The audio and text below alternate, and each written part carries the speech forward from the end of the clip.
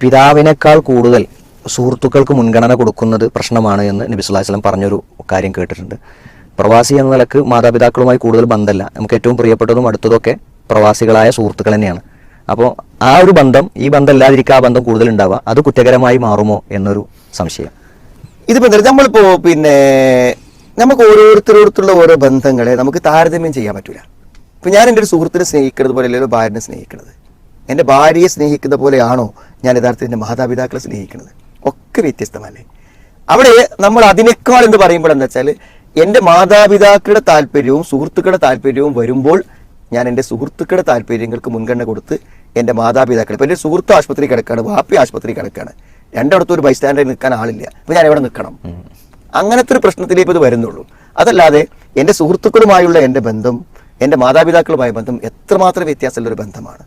അപ്പോൾ അതുകൊണ്ട് ഈ താരതമ്യത്തിന് അർത്ഥമില്ല. എന്തായിരുന്നാലും മാതാപിതാക്കൾക്ക് ചെയ്തു കൊടുക്കേണ്ട കടമകളും കാര്യങ്ങളൊക്കെ കൃത്യതയോടുകൂടെ നിർവഹിക്കുക.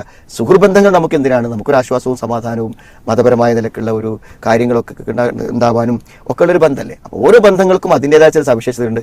അതൊന്നുമായി താരതമ്യപ്പെടുത്താൻ പറ്റില്ല. പക്ഷേ നമ്മൾ ചെയ്യേണ്ട ബാധ്യതകൾക്ക് ഒരു മുൻഗണനാക്രമം ഉണ്ടാക്കുക, അത് തെറ്റിക്കാതെ മുന്നോട്ട് പോകുക എന്നുള്ളതേ ഉള്ളൂ.